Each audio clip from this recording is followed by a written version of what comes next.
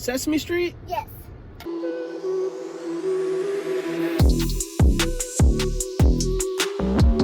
What was the last one? D-Tron did this. I like that one. Okay.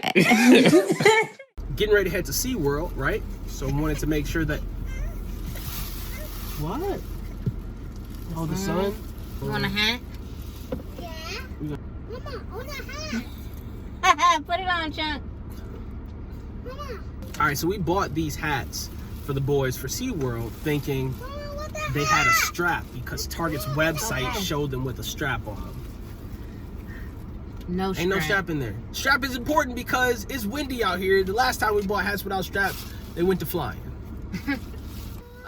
Good thing is, or a cute thing is, they're reversible, but... What were these hats, 10 bucks? I need a strap for $10. Come on, man. You know these are kids. We gotta keep it. It's supposed to be 104 degrees. We probably won't be out there all day. But we're gonna get this $114.36 worth. That's all right. Thank you. Oh my God, this is... You changed the game. All right. We about to eat Chick-fil-A. After last night, I think I'm in love with you. Oh, whoa, All right, so after we hit Chick-fil-A, we got on the road. It was about 4:30, and we live about 3.5 hours away from San Antonio, so the tail end of our trip was with the sundown. But once we got to the hotel, we got the boys changed into their pajamas. That way everybody can get a full night's sleep, because the next day we're going all day at the park and then driving back home, so they're gonna be tired. So we wanted to make sure they got a lot of good rest. Once we got to the hotel, we set up the kids' travel bed. We take this cot with us because we don't want them sleeping in hotel beds. It could be dangerous. They could fall off. We've had that happen before. And so that's what we got set up in the room. And then we didn't spend a whole lot of time there before the morning came and we started getting ready for breakfast. All right, good morning, guys. You didn't get much footage from last night because my youngest decided to have a meltdown. So being a parent, it is what it is. Ain't no videos getting shot because he ain't getting enough sleep. But this morning, I'm gonna show you guys where we're gonna have breakfast. So we stayed at the True Hotel by Hilton, which is about 9 minutes from SeaWorld here in San Antonio. And we were looking at a couple of different breakfast places. There's the Domingo Restaurant, Magnolia Pancake House, there's Nola Beignet. But did I say Nola? It's Nola Brunch and Beignet. Man, for whatever reason, I can't get Nola out. We're gonna actually go to First Watch. And we chose First Watch because, well, a couple reasons. One, it's close by. It's only like 9 minutes between here, First Watch, and SeaWorld. But also, it's more kid-friendly. The Domingo Restaurant definitely looks like it's more high class. So if you and your date are going out for breakfast in the morning, that might be the place to check out. But if you got kiddos like us, First Watch is probably a better option. Well, since we got that established, let's get our day started. Now, if you have kids, then you know getting them up in the morning does not always come easy. But since the boys were already ready for SeaWorld, they were like, let's go. So once we got all of our stuff packed up and got everybody dressed, we headed downstairs and we're gonna head out for breakfast. The park doesn't open until 10:30. So generally your checkout isn't until 11 o'clock. You got more than enough time to be able to get all your stuff done before you head to the park and start having fun. Now, if you don't spend your whole morning at breakfast, one of the things I would suggest is stop by a store and buy some food and bottles of water, because you can take your own sandwiches and snacks and drinks into the park. It is really expensive at SeaWorld when it comes to food. I'm talking like $5 bottles of Powerade. So you want to make sure that you take your own snacks with you. It'll save you a ton of money in the end. Would you guys like some coffee? Yes. Yes, please. You want coffee? I won't need no mistakes early. It's early in the morning. So,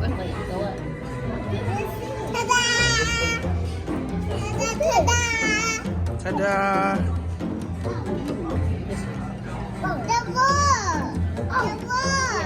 Oh no, we don't want to do that. We don't want to color on your screen, kiddo. Here.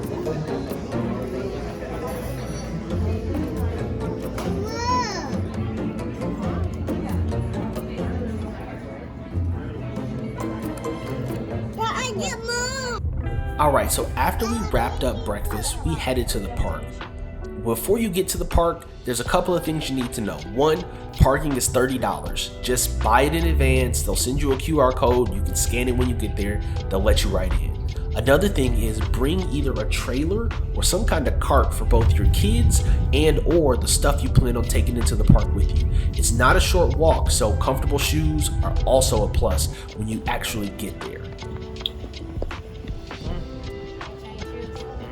Well, you stuck with it now. Hi, camera. I said hi, camera. You said hi, camera? Yes, I did. Okay.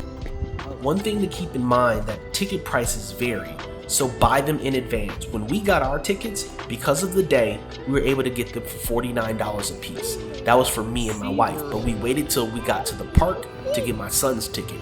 That was a problem. It actually cost us $79 for the one child's ticket because all kids above age 3 have to pay, and my oldest son is 4. Cookie Monster. I said Elmo. Is Elmo and Cookie Monster? Besides buying your park tickets and your parking tickets in advance, that's really all you need to purchase. There's several paid adventures that you can go on. Those are not really the kinds of adventures I would take a toddler on. There's also a ton of free spaces that the kids can play in that come as a part of buying their entry ticket. So I'd hold off on buying any adventures until you guys get to the park. Now there are some benefits if you are not an early riser. When we were in the Sesame Street part of the park, later in the day, rides became a lot easier to get on. So we were able to bounce between rides and, less than a 10-minute wait as we got on each ride the later in the day. So early in the day, the lines are a little bit longer, so you'll have to wait with the kiddos. But later in the day, you'll be able to hop on as many rides as you want. Now, if you got a kid like mine, you can clearly see he found some free space to be in just playing in the dirt. But other than playing in the dirt, they've got this area of the park called Bay of Play where there are tons of available options for your kids. Just like most theme parks, SeaWorld has a quickie pass system that allows you to skip the lines if you don't want to wait. Honestly, the lines didn't take that long even at the height of the beginning of our day, so I would say don't invest the money in the quickie pass, just wait in the lines. And there's several rides to ride. So here we've got a nice roller coaster that's kid friendly. Again, you need to be like 36 inches tall to be able to get on this. So if you've got short kids, probably not going to work. But they can ride Abby's merry-go-round. There's also the interactive character exhibit, so you can interact with the Count or Big Bird or whichever characters, Elmo if they're your favorite, and you can stand in line for photos as well. All of those are free. The photos aren't free, but the experience is free. If your family is looking for something free to do that doesn't involve Sesame Street, there are the wild birds and flamingos that are located in the park. They're on the SeaWorld side, so once you leave out of the Bay of Play, you'll walk right past these birds, and they're just a really cool stop. You can get up close with the kiddos to see ducks and birds and flamingos, and our kids had a really good time. And again, it's just another free thing inside the park that you can do. But there's also some experiences that are at low or no cost that they can enjoy as well. So they can get up close with the fishes and turtles.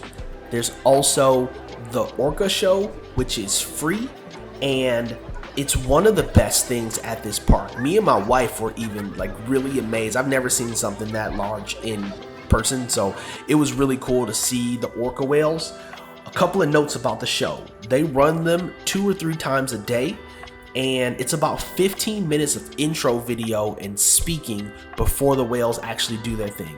So there's no real rush to get into the Orca Stadium to be able to see these massive animals float in and jump through the air. It was just a really cool experience, but no need to rush over. Again, it's free. You can buy tickets to get special seating if you want to get in a splash zone, but for just general admission, you can just walk up when it's time for the show and take the kiddos in.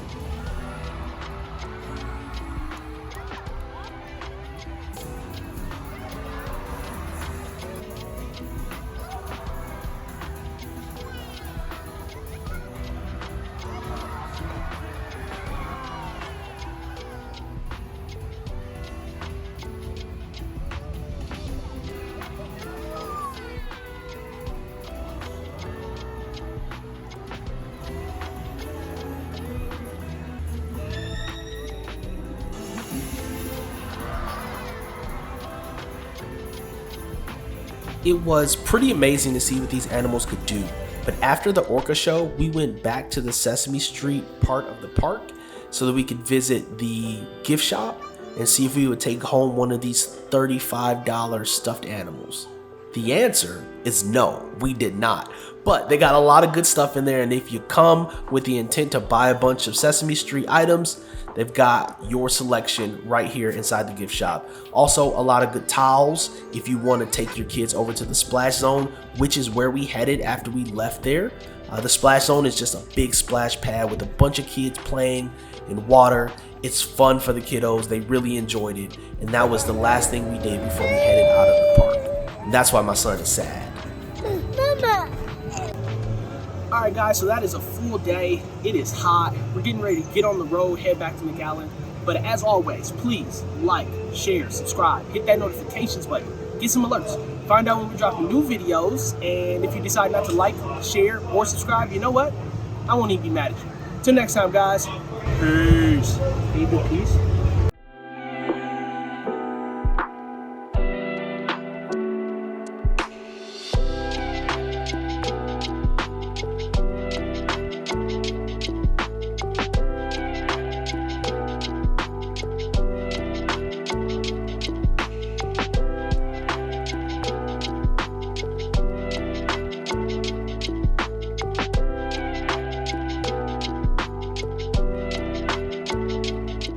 Alright, so that is our trip, guys. Be prepared for the quietest ride home that you've ever had. My kids were out like a light.